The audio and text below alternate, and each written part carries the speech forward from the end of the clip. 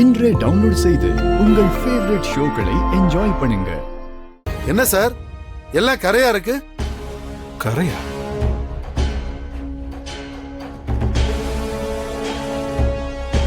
Sir sir ஏன் இவ்வளவு கோவப்படுறீங்க? அது ஒண்ணுதான் மேல மட்டும்தான். நீங்க மத்ததெல்லாம் நல்லா இருக்கும், நீங்க வேணா பாருங்களேன். மொத்த துணிக்கு இந்த ஒரு பண்டில் சாம்பிள் பார்த்தா பத்தாதாமா? லட்சக்கணக்கில் ரூபா கொடுத்து ஃபாரின்க்கு எக்ஸ்போர்ட் பண்ற மெட்டீரியல் இப்படி கரையா இருந்தா எப்படிமா QC ஓகே பண்றது?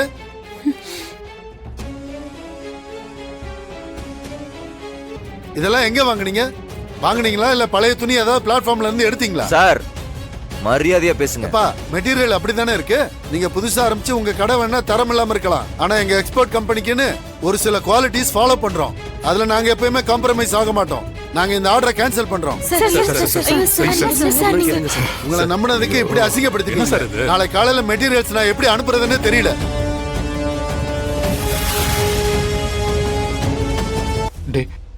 டேய் மாறா, சாரிடா, நான் தெரியாம பண்ணிட்டேன்டா. சாரிடா. அது நான் டேய் நடந்து முடிஞ்சத பேசி என்னடா ஆக போகுது? இதெல்லாம் எங்க வாங்கினான்னு கேளு. வாங்கி நடத்தி ரிட்டர்ன் பண்ண முடியுமான்னு கேளு. டேய் மாறா, அப்பா சொல்ற மாதிரி மெட்டீரியல்ஸ் திரும்ப கொடுத்துடலாம். டேய் அப்பெல்லாம் திரும்ப கொடுக்க முடியாதுடா. சரி, எவ்வளவு பணம் செலவாச்சுன்னு கேளு. எவ்வளவு கடன் வாங்கினான்னு கேளுடா, நம்மளே பார்த்து கொடுத்துக்கலாம். ஏய் எவ்வளோடா ஆச்சு சொல்றா, நம்ம பார்த்து கொடுத்துடலாம்டா. டேய்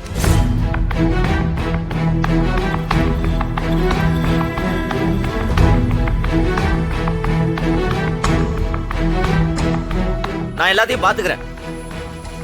இதுல யாரும் தலையிட வேணாம். என்னப்பா, பணத்தை எடுத்துட்டு வந்துட்டியா?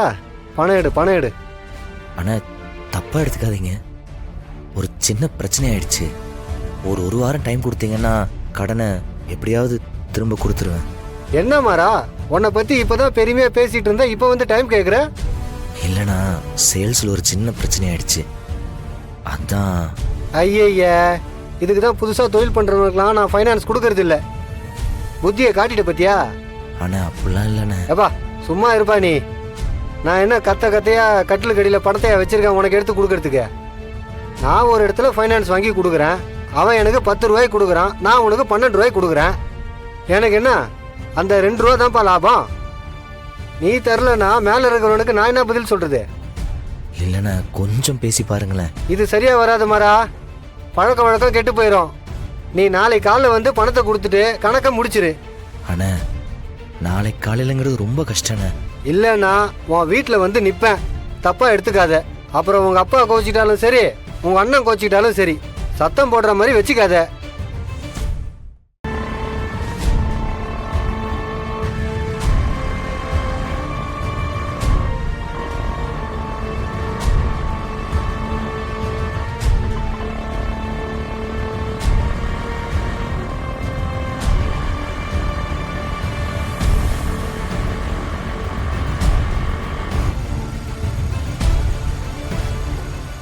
உன் வீட்டில் வந்து நிற்பேன், சத்தம் போடுற மாதிரி வச்சுக்காத.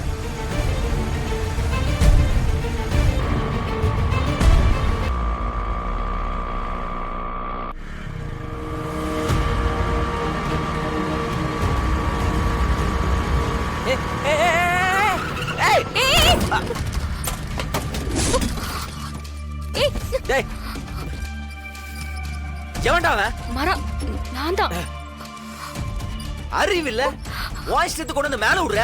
அது இல்லடா, எனக்கு முன்னாடினா பாத்துட்டு தானே ஓட்டுற. என்ன ரேஸ் ஓட்டுற நினைப்பா? இல்லடா, அது வந்து எல்லாம் ஆட்டோ ஓட்டலன்னு யார் அழுத? இப்ப இந்த லட்சத்துல இவளுக்கு சப்போர்ட் பண்ணிட்டு வர தெரியறேன் நான். மாறா,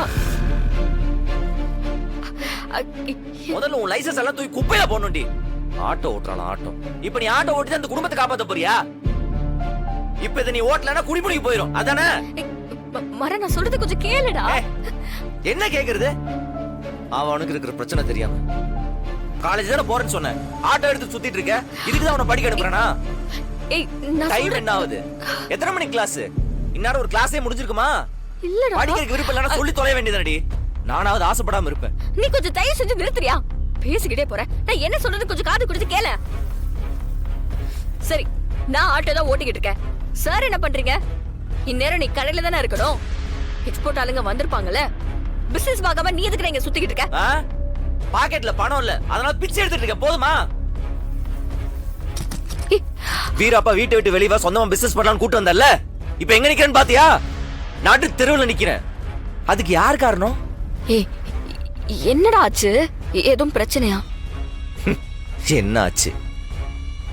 அந்த எக்ஸ்போர்ட்காரன் வந்து மொத்த மானத்தையும் வாங்கிட்டு போயிட்டான். ஏ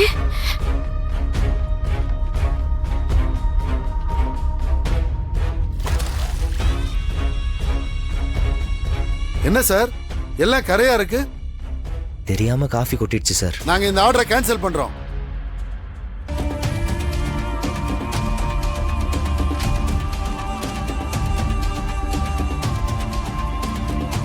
வீரா, என்ன இது? மாமா, அந்த லோடெல்லாம் எங்க இருக்கு? எந்த லோடு வீரா? அதான் மாமா, இப்போ எக்ஸ்போர்ட் பண்றதுக்காக லோடு எடுத்தோம்ல. அதெல்லாம் உள்ளதா இருக்கு. என்ன வீராது?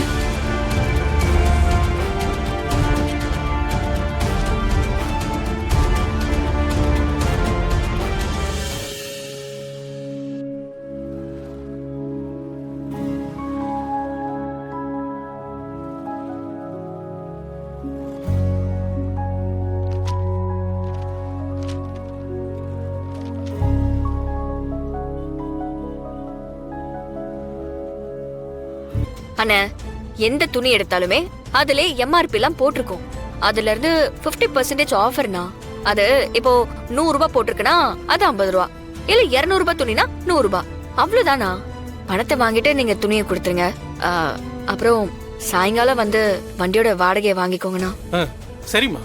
ஏய், அது மாறா, அந்த எக்ஸ்போர்ட் ஆர்டர் கேன்சல் ஆயிடுச்சுன்னு சொல்லி நீ வருத்தப்பட்டல, வீரா எல்லாத்தையும் ஆட்டோல ஏத்தி பாதி விலைக்கு டிஸ்கவுண்ட் பண்றோன்னு வியாபாரம் பண்ணலாம்னு முடிவு பண்ணிருக்கா.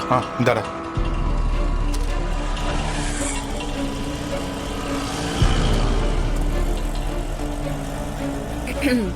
என்னால யாரும் தெருவுக்குலாம் வர வேணாம். சொன்ன டயத்துல பணத்தை கொடுக்க வேண்டியது என்னோட பொறுப்பு. நீ எதுவும் பேசாம அவ இப்படி எல்லாம் சொல்ல மாட்டான். என்ன சொன்னன்னு சொல்ல போறியா இல்லையா? மாறா, சொல்ல போறியா இல்லையா? ஆமா, கத்துன.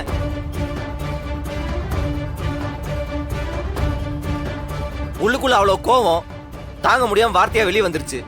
என்னடா சொன்ன?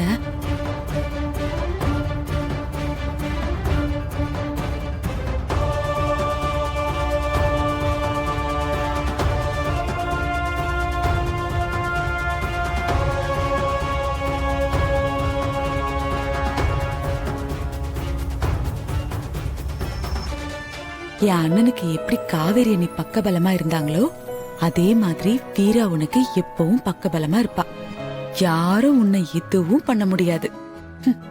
கவலைப்படாத, பணத்தெல்லாம் திருப்பி கொடுத்துடலாம்.